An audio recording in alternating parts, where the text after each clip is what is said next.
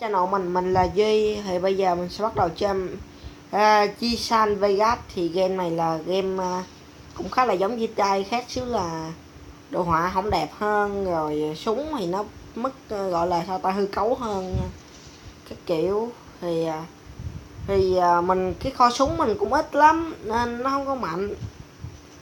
Thì bây giờ mình sẽ chỉ bạn cách đó, để bạn lấy một cái máy bay dạng khủng khủng nhất luôn á. Cái máy bay khủng khủng như là bạn chỉ cần quýnh được 5 sao thì bạn thấy chiếc máy bay nó chạy vô cán đầu bạn. Thì mình sẽ đi chỉ các bạn cách lấy, nó dễ ạt với lại mình sẽ đi khủng khủng xíu.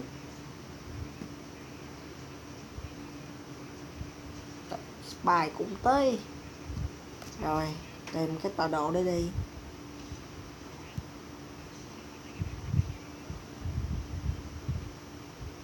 Rồi đây, cái trạm quân đội ở đây.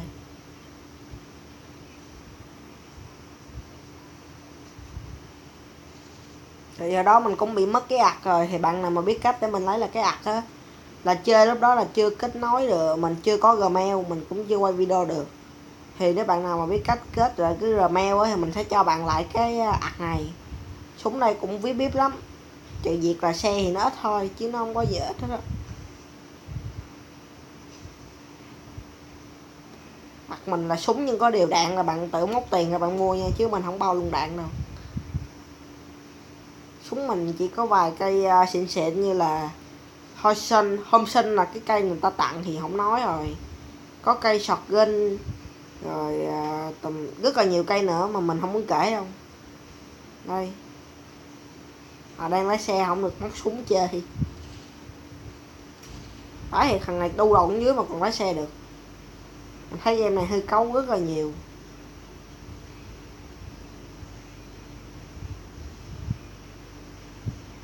Rồi, đầu tiên bạn ăn trộm một cái xe mà gọi sao ta, bá miếng chứ đừng có quất cái xe cảnh sát chậm như cái gì. Lục lục lục. Rồi hôm nay Noel thì mình cũng định móc tiền túi ra để mình sắm cái bộ Giáng sinh, mà tại vì VIP mới mua được mà mình đâu phải là VIP đâu. Rồi đứng lại mày. Ok. Cái xe này. Rồi. Thôi kệ, xe cảnh sát rồi. Cũng lấy chê cho vui. Rồi xe này đi kiểu gì là kiểu tụi nó bóng cho mất sát luôn. Rồi.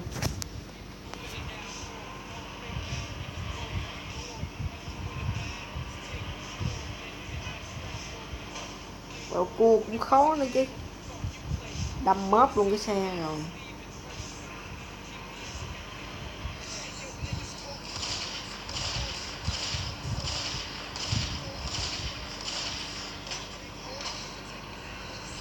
Vậy luôn dám móc súng bắn tao. Biết tao là ai không? Mày đâu rồi? Cái thằng nãy bắn mình. Thấy chưa, thấy chợ nó thấy mình cầm súng ghê quá mà.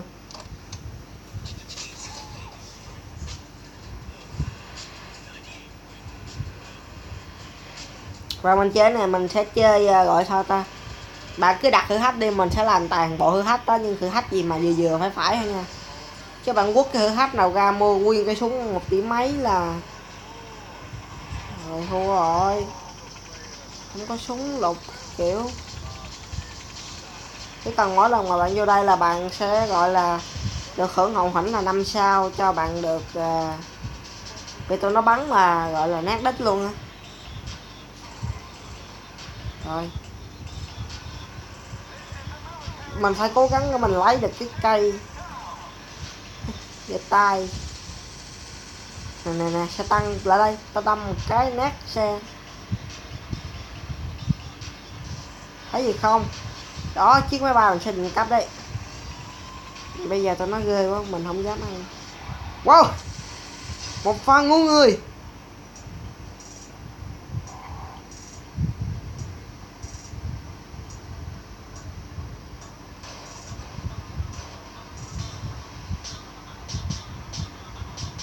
Thấy rồi đó. Không bao giờ mày, nó bắt mình giơ tay lên đầu á. Rồi ăn cắp xe đó, ăn cắp xe đây. Rồi sao cứng máy rồi. Rồi ăn được cái xe khủng bố. Trời, nó bắn vô đất cũng chết. Đó chưa, mình tiêu tiền cho một vài cái súng là hết tiền luôn rồi.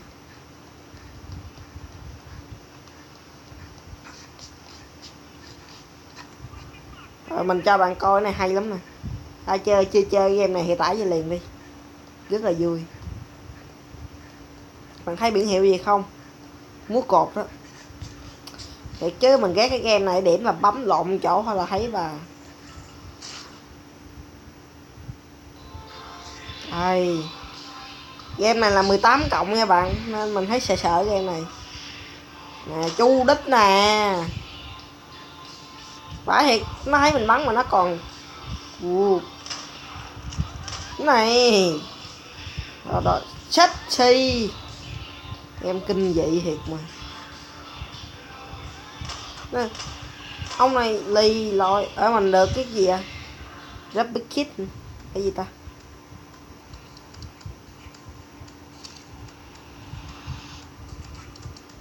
Mà không cần biết đâu. Như là nãy mình hên mình lấy rapid kit mà mình chẳng biết cái đó là gì.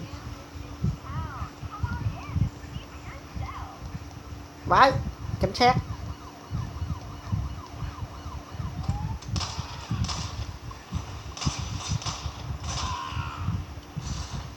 Không biết sao nó chạy lên đây được ta.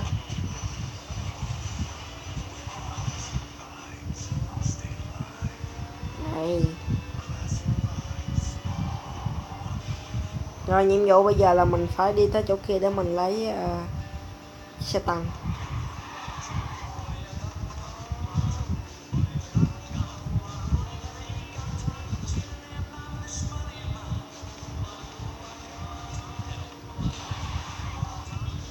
Hiện ngay với anh nè, đấm cho vỡ mồm.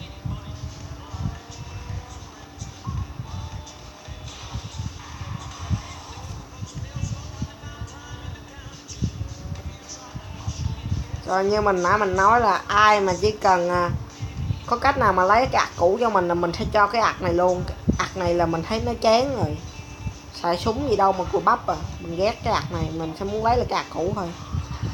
Ạc cũ của mình là rất là đã, toàn là cây vip vàng không à, mình có nạp tiền ở đó mà. Nó tự nhiên giống như là mình thực hiện ước mơ quay game mà mình bộ nhớ ít á, nên phải xóa vài thứ để mới quay được game, đúng không? Mình làm cho các bạn nhiều rồi. Mình cắt cái khúc này để mình tới quân đội một cái nha. Rồi mà nó quay lại rồi thì do nãy mình đi nãy giờ thì cũng tới nơi. Nên là đi bộ nha, chứ cái xe là mình bê từ đó đến giờ là nãy giờ không thấy á. Rồi đầu tiên bạn lấy một cái đà nhất định để cho bạn lao thẳng vào cái quân đội với một vận tốc bàn thờ, đó là tốc độ bàn thờ đấy. Sau đó bạn lao thẳng vô như một thằng khờ. Đấy đấy. Xịt, nó chẳng có cái đó.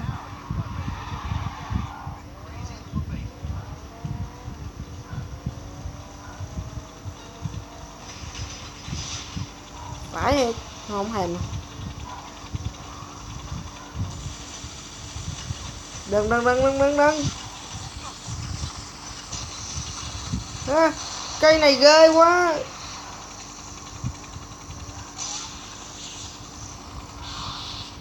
Rồi mình sẽ chỉ bạn cách để hack vào game này. Chỉ cần 1 giây thôi là bạn tới nơi bạn cần tìm, bấm vô một cái chỗ trò chơi nào đó.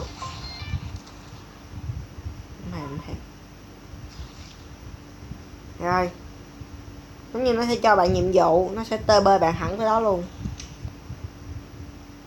Sau đó bạn thoát ra, bấm hủy bỏ, tiếng Anh đó mình dịch thôi. Rồi bạn có tới nơi.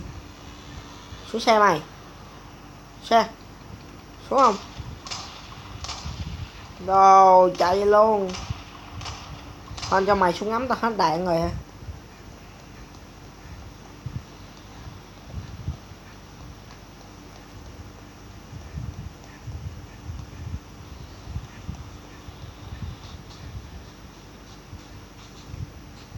Mấy này nó không có cái xe tăng ta.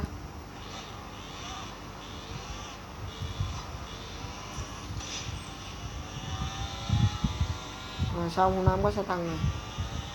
Thôi mình sẽ đi chơi trong đây xíu.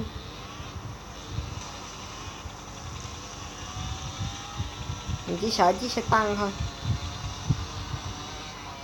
Rồi hôm nay mình sẽ chơi một trò chơi rất là vui là phá quân đội. Hủy bỏ nhiệm vụ ban đầu. Làm gì nhau?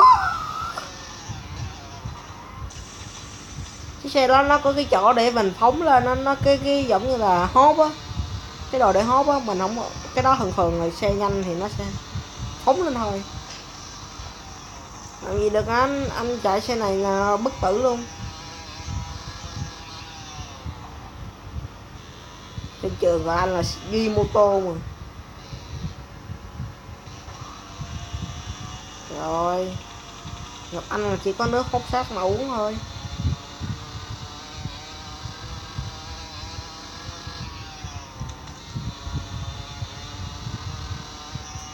Rồi thì bao nhiệm vụ đi em.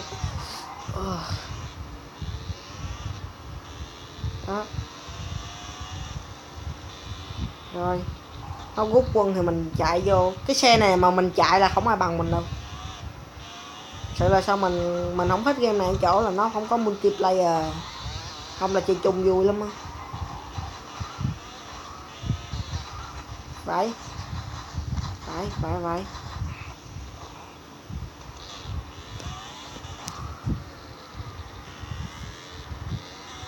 chặn đường là anh đi luôn. Đấy cái gì cũng phải từ từ đúng không bạn? Nhanh quá kẹo chết. Xe này là mình thích cái xe này, điểm rất là hay là chạy như là một vị thần. Dần là bạn bấm nút lùi lại rồi bạn kéo chuột qua bên thôi là nó sẽ lùng liền.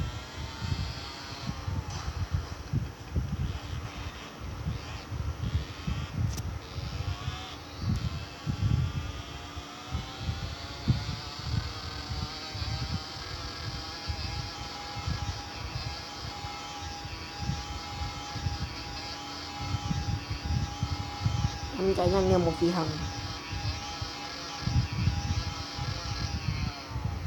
Yeah.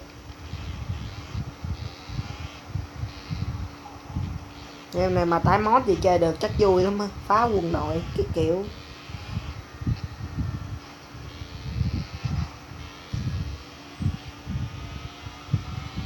Rồi mình phóc game này liền nè.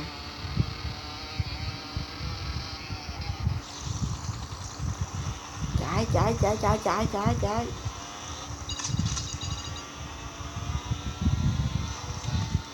Rồi kiểu gì là mình đi cướp máy bay.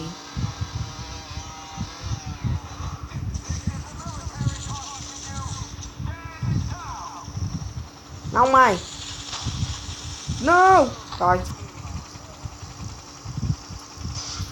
Kế hoạch đã bị fail rồi. Đấy, mình nằm một xương. Thôi tôi mới ăn nó tiền tôi bay ăn hết luôn.